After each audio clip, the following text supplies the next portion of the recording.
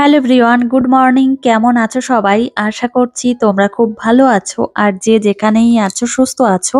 আমিও বেশ ভালোই আছি। আজ আরও একটি নতুন ব্লগে তোমাদেরকে জানাই অনেক স্বাগত, অনেক ভালোবাসা। তো এদিকে আমরা ৪ জন মিলে চলে এসেছি আমাদের সবজির জমিতে। রাস্তার পাশে যে জমিটা রয়েছে সেখানে এসেছি আর অনেক সবজি হয়েছে। এই সবজিগুলো তুলে মা আবার দিদির বাড়িতে পাঠাবে। তো সেই জন্য সবাই মিলে এসেছি। দেখো কত শাক হয়েছে, এখানে ডাঁটা শাক হয়েছে, মূলো শাক হয়েছে, তারপর পালং শাক হয়েছে। এত সবজি হয় কি আর বলবো, সবাইকে আমরা দিয়ে রেখে তারপরেই খাই আর সবাইকে দিয়ে রেখে খাওয়ার মজাই আলাদা। তো এদিকে দেখো এই শাকগুলো আমি তুললাম আর এগুলো মা সমস্তটাই দিদি বাড়িতে পাঠাবে, মানে আমার ননদ বাড়িতে পাঠাবে। তো দেখো এতগুলো বেগুন হয়েছে। তো তার সঙ্গে আবার উচ্ছেও এনেছি আর বেগুন ৩-৪ রকমের আছে এখানে। তো সমস্ত কিছুই দিদি বাড়িতে পাঠিয়ে দিয়েছে। আর আজকে সকালবেলায় এই মাছগুলো নিয়ে এসেছে আর খেতে দারুণ লাগে। অনেকদিন ধরেই বাবাকে বলছিলাম যে বাবা এই মাছগুলো পেলে নিয়ে এসো।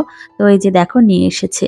এখানে ২ রকমের মাছ রয়েছে। এই যে পুঁটি মাছও আছে, আমি কেটে কুটে পরিষ্কার করে নিয়েছি আর এখন ফ্রিজের মধ্যে রেখে দেব। তো তারপর একটু রুমে যাব। এই যে চলে এসেছি, রুমে এসে এখন আমি খাটটা একটু গুছিয়ে নেব, কেননা এই যে দেখো এলোমেলো রয়েছে, ঘরটা গোছানো হয়নি। আর তোমরা তো জানোই আমার ঘরটা গোছাতে একটু বেশি দেরি হয়, যেহেতু মাম্মাম সোনা একটু দেরি করেই ঘুম থেকে ওঠে।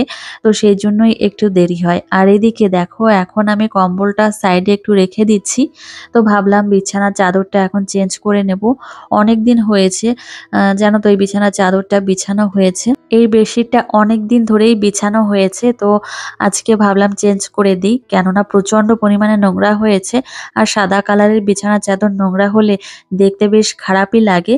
তো সেই জন্য ভাবলাম হাতে এখন একটু সময় আছে, তাহলে এই সময়টাকে কাজে লাগাই। এখন আমি বিছানার চাদরটাই যে তুলে দিয়েছি আর এখন অন্য একটা বিছিয়ে দেব। সাদা কালারের বিছানার চাদর আমার সবসময় খুব ভালো লাগে, কিন্তু কি হয় এই যে বাচ্চা ছোট থাকলে নোংরাটা হয় একটু বেশি, কিন্তু কি আর করা যাবে, ঘন ঘন চেঞ্জ করতে হবে।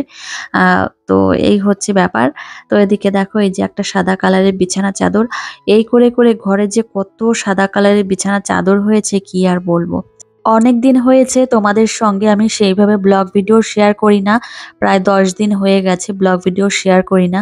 আসলে কি বলতো, সেই সময়টা পাই না, তারপর সময় পেলেও এখন ইচ্ছা করে না ব্লগ ভিডিও দিতে। কেন জানি না এমনটা হয়ে গেছি। বিশেষ করে অপারেশনের পরে এমনটা মনে হয় একটু রেস্ট নিই, যে বাকি সময়টা আছে। আমি আগে এই ভিডিও এডিটিং এর কাজগুলো করতাম, আমার মেয়ে যখন ঘুমিয়ে যেত তখন করতাম। তো তারপর যখন একটু বসে থাকতাম তখন করতাম, মানে কাজের মধ্যে তো আর করা যায় না। যখন হয়তো হাতে কাজ থাকতো না তখন করতাম, কিন্তু এখন সেই টাইমটা আসলে মনে হয় যে একটু রেস্ট নিই। আর এই ব্লগ ভিডিও করতে অনেকটা সময় চলে যায়। ভিডিও শ্যুট করতে তেমন একটা বেশি সময় লাগে না, কিন্তু এডিট করতে প্রচুর পরিমাণে সময় লাগে। তো সেই সময়টা কোথায় পাবো, এখন আর তেমনভাবে এনার্জিও পাই না, শরীরটা যেহেতু ভালো নেই। আর ডক্টর আমাকে ৩ মাস একদম ভারী কাজ করতে বারণ করেছেন, ৩ মাস পুরো। তো এখন টুকটাক কাজ আমি করতে পারবো, যেমন মেয়েকে কোলে নিয়ে হাঁটা চলা এই সমস্ত একদমই করা বারণ। তো যাই হোক, যাদের এই অপারেশন হয়েছে তারা তো অবশ্যই জানো, তাদেরকে এত আলাদা করে আর কোনো কিছু বলতেই হবে না।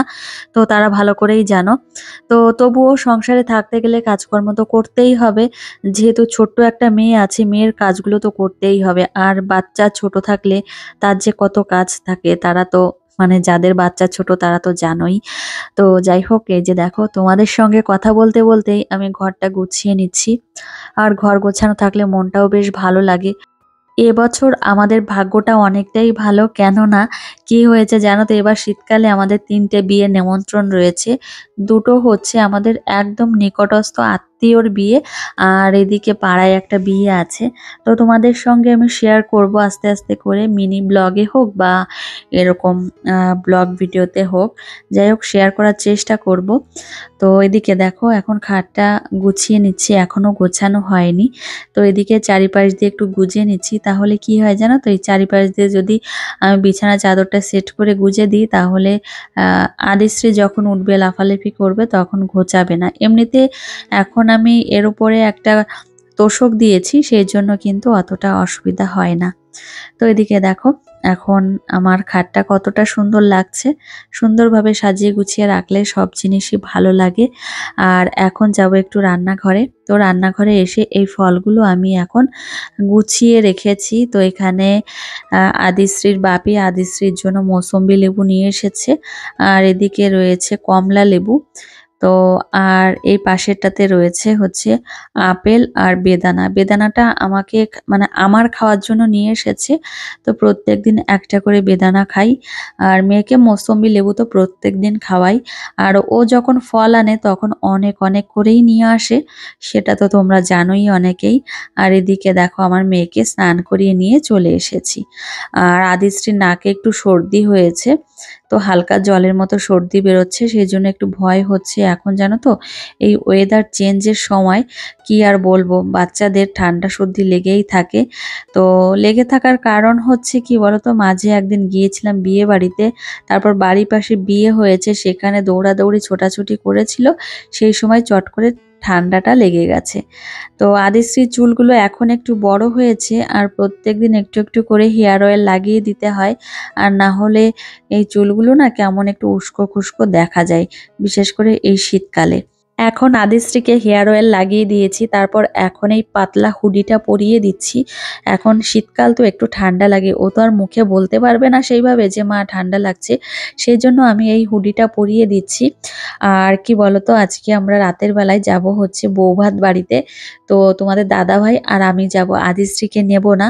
আদিশ্রীর এমনি ঠান্ডা সর্দি লেগেছে, মানে ঠান্ডা সর্দি বলতে সেরকম না, নাক দিয়ে একটু জল পড়ছে, এমনি কাশি কোনো কিছু নেই। তো যাই হোক, ওকে বাড়িতে রেখেই যাব।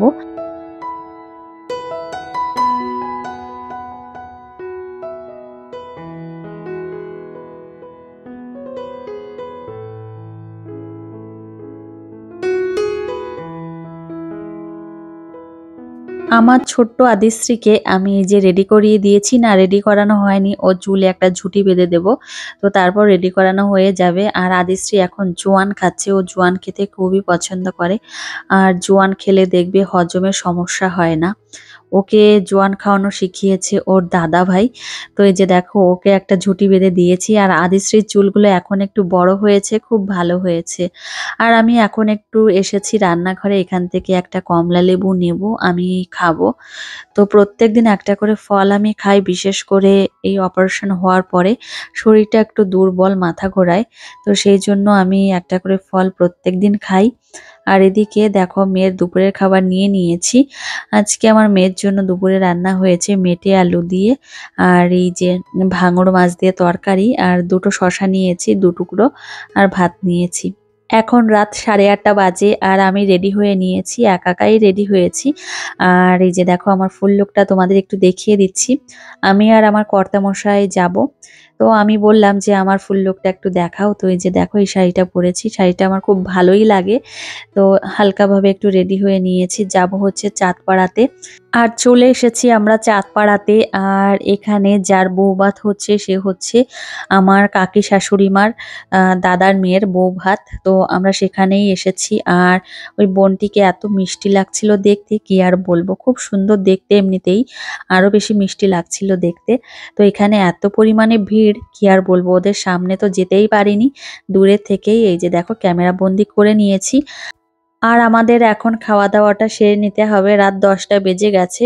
আর মেয়েকে বাড়িতে রেখে এসেছি, একটু টেনশন হচ্ছে। আর এখানে প্রচুর মানুষ, প্রচুর মানুষ, কি বলবো। আর এই যে দেখো আমার কর্তা মশাই, তো এই যে এখান থেকে ফুচকা খেয়েছিলাম, আমি কয়েকটা খেয়েছি। তো কি হবে কে জানে, কিন্তু ফুচকা দেখে আমার এত খেতে ইচ্ছা করলো। তো এদিকে দাঁড়িয়ে রয়েছি, খাওয়া দাওয়া করতে যাব, খাওয়া দাওয়া করে আবার বাড়ির দিকে যাব। মেয়েকে বাড়িতে রেখে এসেছি, মনের মধ্যে একটু টেনশনও হচ্ছে। আর আদিশ্রীকে নিয়ে না আসার কারণ হচ্ছে আমরা বাইকে এসেছি, প্রচন্ড ঠান্ডা। আর ঠান্ডা হাওয়া যদি গায়ে লাগে তাহলে কিন্তু ঠান্ডা লেগে যাবে প্রচুর পরিমাণে, সেই জন্যই আনিনি। আর এদিকে দেখো প্রোগ্রাম দেখছি, মানে অর্কেস্ট্রা নিয়ে এসে দেখছিলাম। তো যাই হোক, চলো আজকের ব্লগটি আর বেশি বড় করব না বন্ধুরা, এখানেই শেষ করব। তোমাদের কেমন লেগেছে অবশ্যই জানিও। আর তোমাদের সঙ্গে দেখা হবে পরের একটা মিষ্টি ব্লগে। Tata, good night.